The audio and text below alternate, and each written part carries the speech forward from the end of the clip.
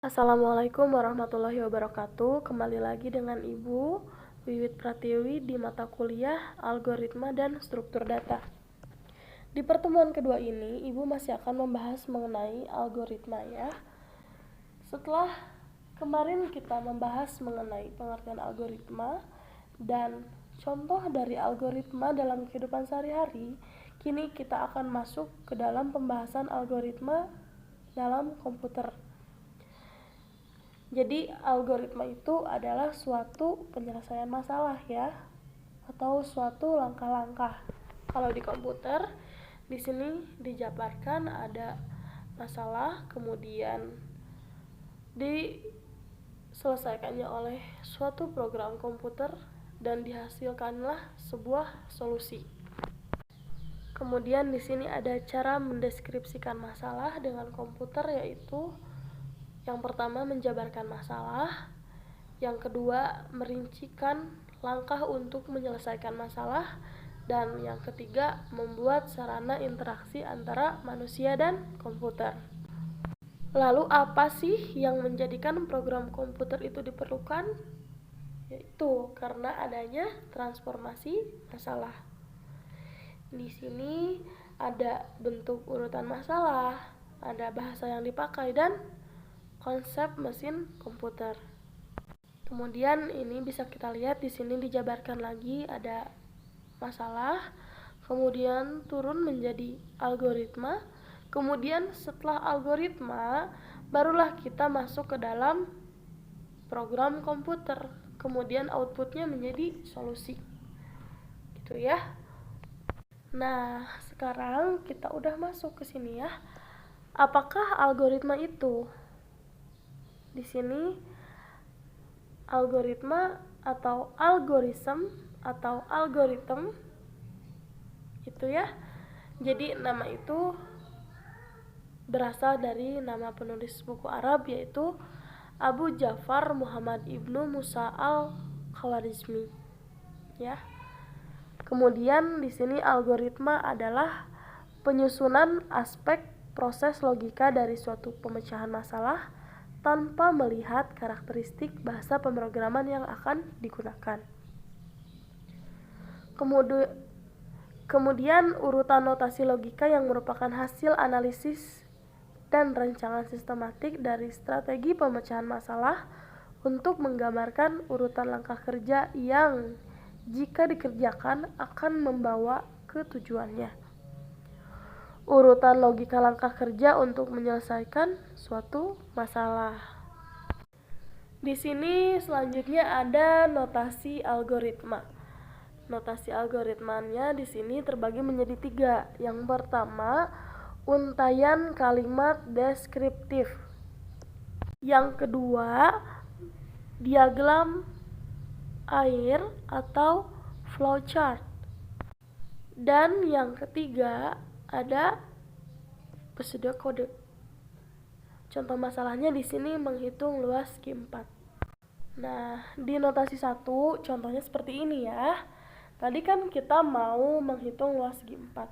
Algoritma luas underscore segi 4. Deskripsinya menghitung luas segi 4 dengan memasukkan nilai lebar dan panjang segi 4.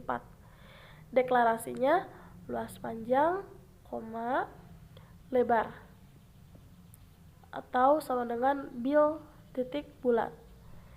Kemudian di deskripsinya 1, masukkan nilai lebar dan panjang. 2, hitung luas sama dengan panjang kali lebar. Yang ketiga, tampilkan luas. Kemudian di notasi 2 ini ada menampilkan flowchart. Nah, yang bentuk-bentuk simbol ini itu dinamakan flowchart ya. Di sini kita bisa lihat ada diawali dengan mulai, kemudian ada input panjang lebar. Selanjutnya ada proses dari panjang kali lebar untuk menghasilkan luas.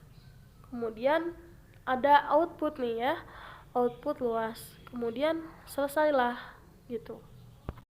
Kemudian di notasi 3 ada algoritma luas per underscore ya.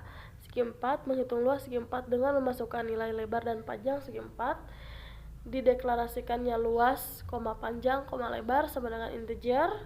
Kemudian deskripsinya input dalam kurung panjang, input dalam kurung lebar, luas sama dengan panjang kali lebar, dan outputnya luas. Itu dinamakan pseudocode ya.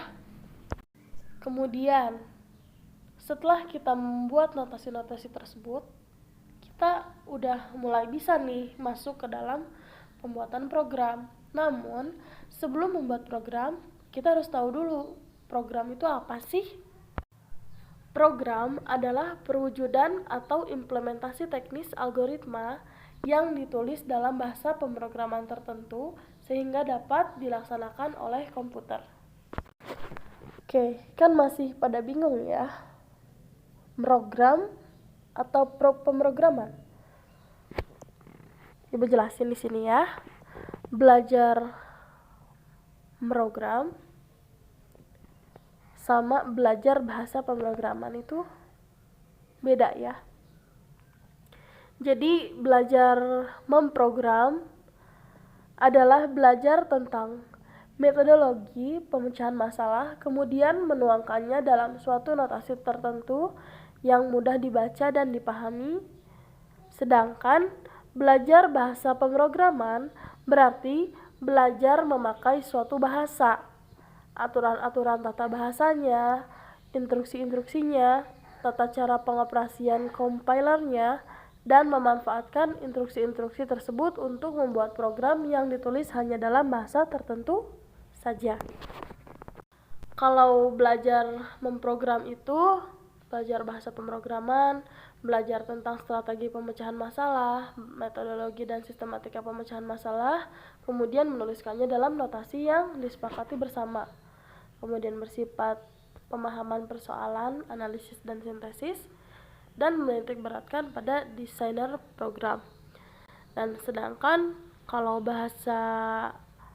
belajar bahasa pemrograman ya, itu menitik beratkan pada belajar memakai suatu bahasa pemrograman, aturan sintaks, tata cara untuk memanfaatkan instruksi yang spesifik untuk setiap bahasa, dan menitik beratkan pada coder. Di sini gimana sih cara membuat program yang baik? Untuk membuat program yang baik, kita harus memenuhi beberapa syarat berikut ini. Yang pertama, harus benar. Kemudian yang kedua, berlaku umum atau beragam data yang valid. Kemudian yang ketiga, mudah dibaca. Yang keempat, mudah dimodifikasi dan dikembangkan. Dan yang kelima, efisiensi dalam penggunaan ruang dan waktu atau kompleksitas rendah.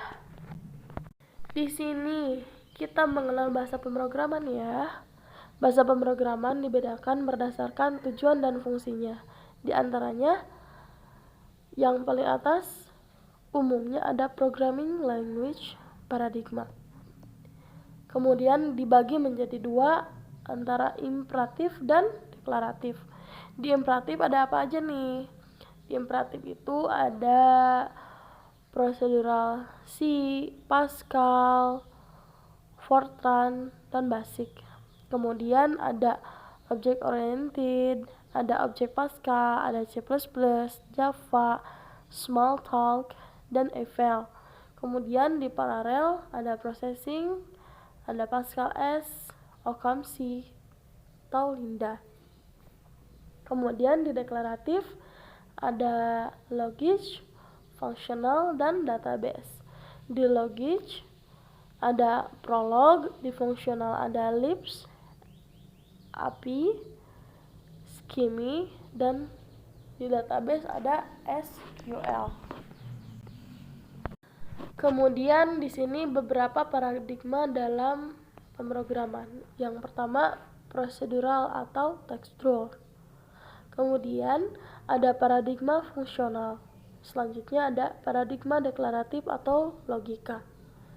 Kemudian ada paradigma object oriented dan paradigma congruent gitu ya.